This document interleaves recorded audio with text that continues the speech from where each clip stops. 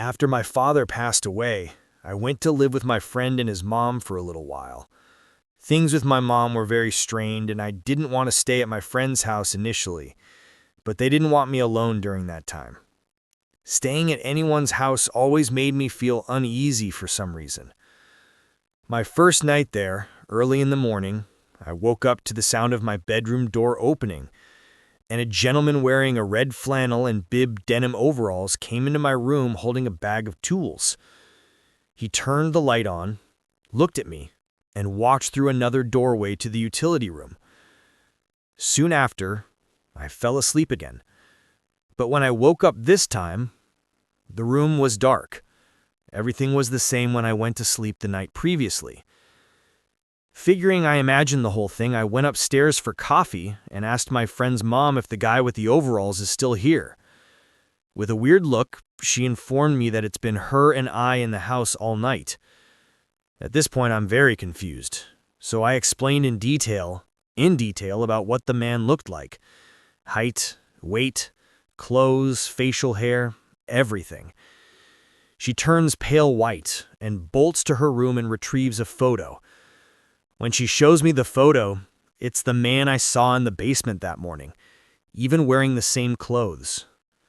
She tells me that he passed away 30 years ago. It was her grandpa who owned the property previously.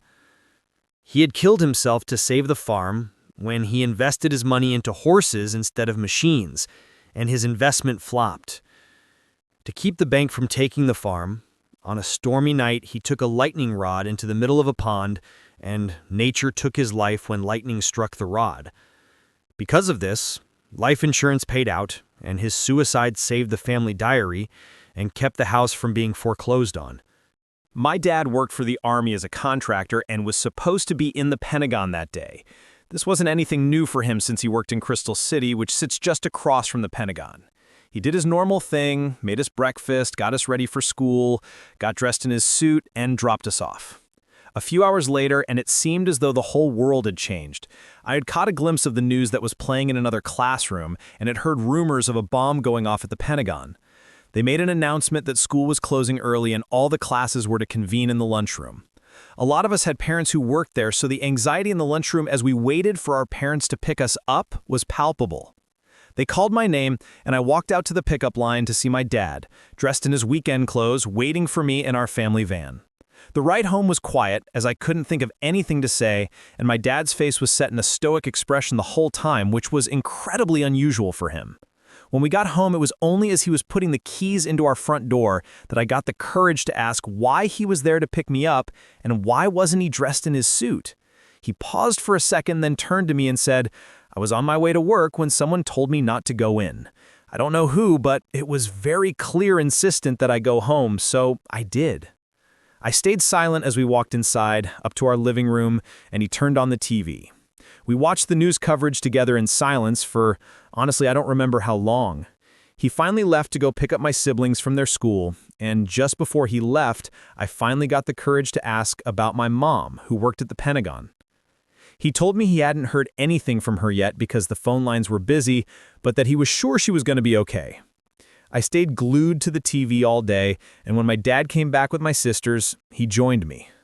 Much later that evening, we went to pick up my mom. She was okay, but after initially being evacuated from the Pentagon, she had gone back with a few others to help in any way they could. The meetings my dad was supposed to be at, the ones he missed because an audible voice told him to go home, were hit by the plane that struck the Pentagon. Had it not been for that voice, I would have lost my dad, my rock, and the reason why I am still here today. I am forever grateful to the voice that told my dad not to go into work that day. Not exactly my story, but it does include me. My mother told me this story from when I was a baby, about 2 years old, I believe. For some context, there was my father, my mother, 2 of my older brothers, and me. We just moved into a house for the first time, and it had an attic, main floor, and a basement. The basement contained the bedrooms. There was one specific room that had some steps which basically made it slightly lower than the rest. It was the biggest room, so my eldest brother claimed it. After a week, my brother complained about the lack of sleep and did not like the room. He kept saying something felt off. My other brother asked to switch since he always wanted the biggest room. A week later, the same thing happened to him. He can't sleep right, the room feels wrong, and he claims to see things in the dark. My mother believes that it might just be a placebo effect mixed with young children moving to a new home they aren't familiar with. She then moves me in the room instead. I was there for 3 days and would cry each time it was bedtime. I would wake up and scream my lungs out until I lost my voice. On the 3rd day, after my father went to work and my brothers were getting ready for school, my mother decided to throw baby powder everywhere in the room. She would blast it on the floor everywhere, covering it all. Something felt off. She took off with me and my brothers. We had our day like usual. Once everyone got home, my mother went into my room. Traces of 3-clawed, human-sized footprints were everywhere. The floor, the walls, and even the ceiling. My mother called my father in a frenzy at the sight. We moved out a week later. The door was locked during that time, and I was moved in my parents' room for the time being. A couple of friends and one hot roommate rented a house in the next city over. 1 floor, had a partially finished basement. The owner started the job but never completed it. Only the outer walls and 1 interior room were put in. The main area was open with a single light bulb hanging from the ceiling. Scattering of old furniture around. My friends used to use the basement to host parties. Apparently there was a standing request not to sleep down there, a request that I did not hear. We were maybe 20 or 21 at the time.